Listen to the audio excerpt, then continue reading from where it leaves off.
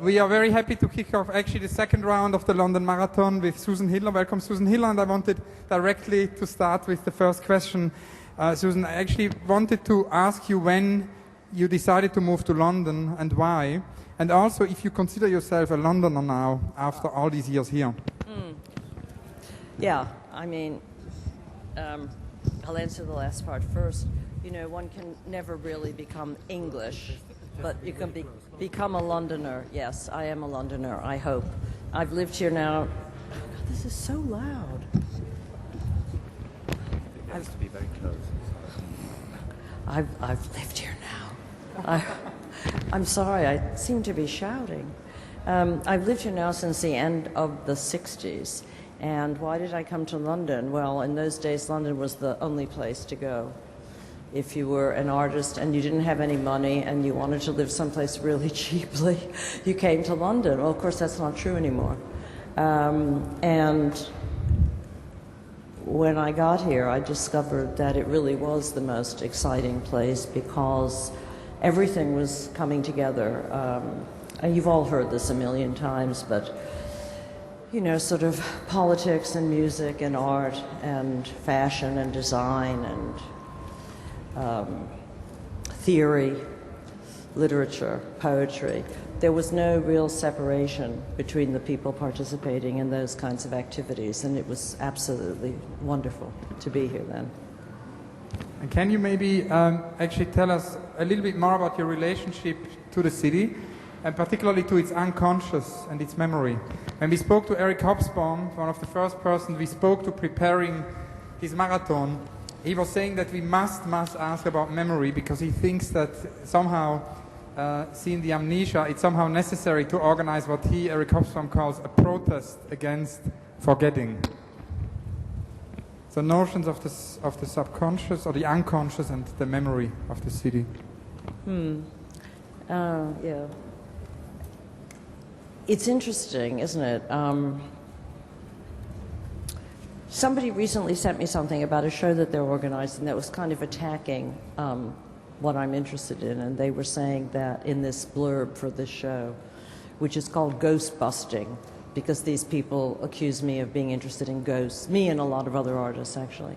And they said that in order to go forward into the future, you had to abandon the ghosts of the past. Of course, we know that is completely ridiculous, that you're just doomed to repeat endlessly the past if you don't know anything about it.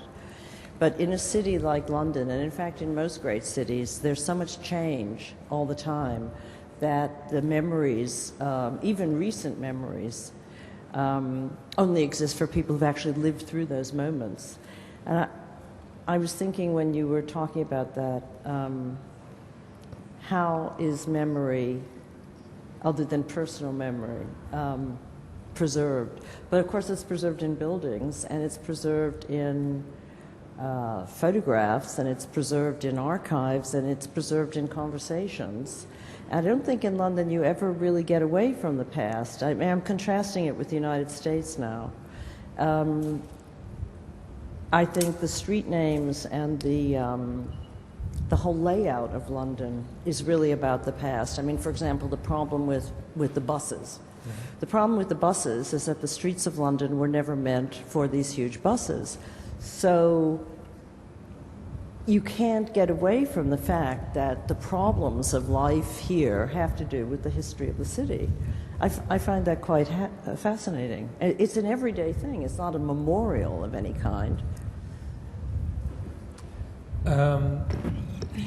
Did you train as an anthropologist, or is that a myth? Oh, yeah, right. Oh, God. Okay. Okay. I love to pose the oh, God question. So. Well, Sober now. Being from the United States originally, I can honestly say that, you know, American universities and colleges don't produce specialists. So if you're going to be an artist in the States and you go to a university, which most people do because there are very few specialized art schools, you take art courses alongside history, physics, everything. Languages, you have to take everything, and you only get to specialize in your last couple of years. And I was always, in a sense, wanting to be an artist, but I didn't know how one did that. I had no idea how you could be an artist, and you don't want to probably get into the whole gender thing, but it had to do with the fact that when I was growing up, there were very few women artists of note, and the ones that I knew about, people were always saying they were second-rate or derived. Their work was like some man or blah, blah, blah, all that stuff. And I never wanted to be second-rate. Who does? And I read this booklet by Margaret Mead, who was a very famous American anthropologist. And in fact, many first-generation American anthropologists were women. They had all started off as poets, actually, and then they switched to anthropology. Anyway. So I read this booklet by Margaret Mead, which was called Anthropology as a Career for Women, and I thought this was amazing because no one had ever proposed anything to me as a woman. I mean, imagine, anthropology as a career for women, and all about adventure and travel, and, you know. So that's what I did. But after, you know, doing postgraduate work in anthropology, I realized that it really wasn't for me. And then I struggled again to figure out how to be an artist. Did you ever do any field work? Yeah, I did. And do you consider some of the work you're doing now as field work? Or is the metaphor of field work still interesting for you? Well, that's... I don't want to be negative about everything, but that's another problem because there are a lot of people doing sort of fieldwork-oriented art, and I'm not sure that I'm doing that, really. I'm interested more in the unconscious structures rather than the, what you might call the sociological. And everybody always thinks that I'm doing anthropology, but I think that may be because they don't know much about anthropology, because I'm not. I'm interested in visual practice, okay, and I honestly think that art is a first-order practice. It's as important in terms of creating knowledge as any academic discipline. So I'm always very upset when people try to justify art practice with like a hyphen, like saying political art, or feminist art, or gay art, or identity art. I think this is totally wrong. Art is art, and art is productive of knowledge as much as any other kind of discipline. So. Now, in sort of previous interviews, you've spoken a lot about notions of collecting and archiving, and I was wondering if we could maybe talk about this, but with a different kind of angle, which is the sort of angle of the city, because one of the things we are sort of having as a recurrent sort of topic, or maybe more catalyst than topic actually, is this idea of how to map the city and this sort of whole impossibility actually of having a synthetic image, of this, of having a synthetic image of something so complex as a city, and in the case of London and its complexity particularly impossible. So I was wondering if you could tell us a little bit about your kind of archive practice and mapping practice in relation to the city. And Rem and I have been looking with admiration through your book, the J Street Project, this afternoon, which it has not to do with London, but it definitely has to do with this idea of mapping an aspect of a city.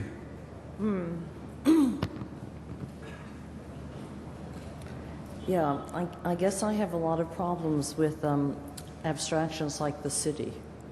I mean, you know, to me there are particular specific cities and then particular personal experiences of different cities. The J Street project came about because I was in Germany and had a reaction to a street sign in Germany. And I've never had quite that kind of shocking, that kind of personal confrontation. Could you describe the project? Because we can show it, but... The book is here, yeah. Would you be able to explain what the project is? Okay. This book documents a project that I worked on for three years in Germany. And the J that's referred to there is the Jewish population of Germany.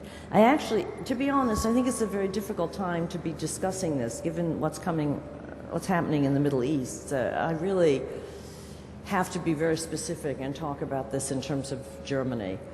Anyway, in Berlin, I came across a street that was called, and Hans-Ulrich, please correct my pronunciation. Mm-hmm. It was called Judenstrasse, which means Jew Street. And actually, we have a couple of streets in London of the same name from the same period. We have Old Jewry in the city, for example. There's also a Jew Street in Brighton, and there are a couple of others, not many. And I was very shocked by the street sign occurring in Germany, and I couldn't understand whether retaining the sign nowadays was meant as a respectful commemoration or what. And if it was, then how ironic this was, because what in fact it was commemorating was a history of racism and segregation. So it had many levels. Well, to make a long story short, I then discovered there were 5 streets in Berlin that has the same signifier, and I thought, well, if they're in Berlin, they must be in other places. And I felt literally compelled to visit all these places in Germany and make work about them. Have you done projects in relation to London you could tell us about in terms of mapping? No, I never have. I never have. I've done mapping and archive projects in London. In the 70s, I did a project called Street Ceremonies, which took place around the Portobello Road area where I was living, which mapped the neighborhood in terms of the equinox, when day and night are of equal length, and people measured the boundaries of the neighborhood based on traditional British boundary walking ceremonies that still occur in towns and villages in the countryside. But I've never done an archive in that way in this country, no. No, this was a very particular project, sort of one of those projects that perhaps one engages in as an artist, that you feel you are compelled to do, that you have a responsibility to do, and maybe you don't even want to do it, but you have to. Do you have questions? I have another Stopped question. everyone. No, not at all. Actually, it's getting dark and I can't read my notes anymore. So that is the real reason for this. But anyway, maybe that's good, because it will lead us away from the script and further into improvisation. Actually, one of the things we also wanted to ask you is if you had any kind of dreams or sort of unrealized projects. It's only one of the only kind of recurrent projects, sort of your unbuilt roads, the unbuilt roads of Susan Hiller. Yes. Projects which have been too big to be realized, too Yes, small, yes. censored projects, forgotten projects. Yes, I do. I have a lot of projects, but I have a superstition. I don't know, it's the same for everybody, but my superstition is that if you talk about something and you kind of use it up in talking about it, then you never do it. I don't know if other people, I don't know if other people feel that. And it was very strange for me when I was making the film of the J Street project, which is probably the biggest project I've ever done. And I had to sell this idea to people. I mean, it's supposed to be very straight. You have to go and talk to people and convince them and go through everything before you've even done the thing. And I thought that was immensely difficult. It takes a special kind of persistence to do that. And I almost felt I'd made it, the film, before I started it, which was an interesting thing. So I've been trying to get a project off the ground that I've so far failed to do, and I think it's called International Dreaming, and it would involve dreams from one part of the world being sent on the internet in real time to a place 12 hours away, so that you could sleep, say, in Japan, and then use the brain waves and things which could be sent on the internet to trigger off an environment. I've talked about this to several hundred people so far, and nobody seems interested in it, so that's a project I'd like to do. But it leads also to something I wanted to ask you actually about in relation to dreams. One of sort of my favorite exhibitions I've ever seen is this Dream Machines exhibition, which I think you've curated. Yeah. So you acted as an artist curator in this case. And it's something I always wanted to ask you, if you could tell us a little bit about this project, because I think this show, which took place at Camden and was a sort of a touring show, was something you've worked on for many, many years, and was somehow a survey on dream machines. Well, it wasn't a survey. I realized afterwards that if I'd had some funding or possibly a research assistant, I wouldn't have insulted so many of my friends by leaving them out of the show. But I did the best I could on the basis of faulty memory. I'm very interested in the idea of like what art is and what it does and what possible function it can have. And I'm particularly interested in artworks that kind of destabilize, given notions of the real in all sorts of ways. And Dream Machines, the title comes from that rather famous Brian Geisen Dream Machine, which is a very wonderful device made very crudely by Ian Somerville in the 70s. It's a 33 1/3 record turntable with a cardboard cylinder on top of it and some holes cut in it. And you look at this thing, and if you're lucky, you hallucinate and you see wonderful pictures. And it's the simplest thing. There are lots of plans on the internet for drawing it out. And I was looking for other artworks where artists use themselves as experimental subjects to produce some different sorts of results. So it was cross-generational. It ranged between, I suppose, artists like Jane and Louise Wilson and their hypnosis piece, to older artists like Henri Michaud, whose estate was actually delighted to lend work because they said, oh, he would have loved this show, it was great. What I was amazed by was that I was allowed to do this show because it had a lot of references to drugs and hallucinations and visions and the whole visionary tradition in European art, which I'm very fascinated by. And it was particularly interesting to see teachers bringing crowds of kids in to see the show. And I wondered if that had sort of meant that the work was all harmless, that it wasn't actually going to do anything. But it did get an absolutely dreadful review by Brian Sewell, who gave me nul point and referred to me as a mad woman. So I think it did succeed in some quarters. Now, we've spoken about dreams. Another aspect I wanted to ask you is actually the notion actually of sound and speech in your work, as this is a kind of an ongoing, almost infinite conversation of 24 hours. I thought it would be really interesting to hear from you about speech and sound, because you've used that a lot as a medium of your practice. I'm very interested in sound, and someone pointed out to me recently that even my video installations of in the sense, the text, if there isn't necessarily text, but the work is carried on the soundtrack, which I hadn't been fully aware of. I'm interested in the human voice, actually, and this conversational thing that you're going through is an interesting example of that, because don't you think that, am I allowed to ask a question? Yeah. Don't you think that more comes through a voice than the words, that you get more meaning than the words alone convey? Of course. Yeah, so that interests me. That interests me a lot. And in some of my pieces, like Witness, which is a piece that uses 300 people talking about their visions of UFOs and other related elements, there's something about a room full of 300 voices is just absolutely compelling. The human being is conveyed through the voice.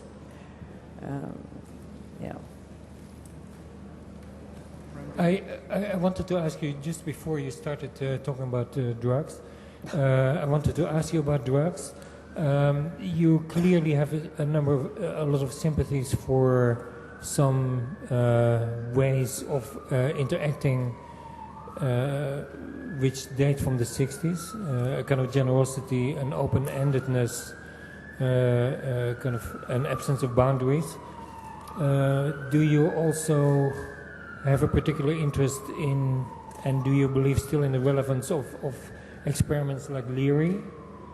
And it's interesting, isn't it? Those of us who can remember back to those days when it seemed that I mean, it included things like the student revolutions. It went across all the fields. It seemed that society, Western society, was making some kind of breakthrough and possibly a breakdown of fixed notions of the personality and what the potential of the human being could be. But being anthropological about it, for a minute, so You can. I We- can. we It'd are be not against convenient. it, yeah. I would say that, you know, all cultures are prisons in a sense, but in different ways. And all languages constrain us within that language and those set of meanings and so forth. And human beings have always wanted an exit from that. And I'm interested in the way art can be that kind of exit for people. I don't know if that's very much a generational commitment, or if it's a kind of yearning, you know, that poetry and art can provide sudden insights that can shift your perception and actually change the way you see your life. Yeah, Leary was a very interesting person. I mean, ultimately a failure, but don't you think he was fascinating? Yes, and we believe in failure also. Yeah, yeah. But the whole thing was a failure. Yeah. The whole 10 years, 12 years, yes. It's interesting, though, because people are reinventing it all. I mean, I was saying to you that's before, what I'm saying, this event tonight, in a way, has made me think about those days. And here, you're providing a structure, which everyone experiences very differently. Not everybody is actually listening to the conversation. Some people are just lying on the grass, you know, having a beer or whatever. But the structure is here for them to relate to however they wish. And that kind of open-endedness is what I liked about those thinkers of the time. Yeah. I think that is a marvelous statement to end, the open-endedness. It has only just begun. Many thanks to Susan Hitler. Thank you. Thanks.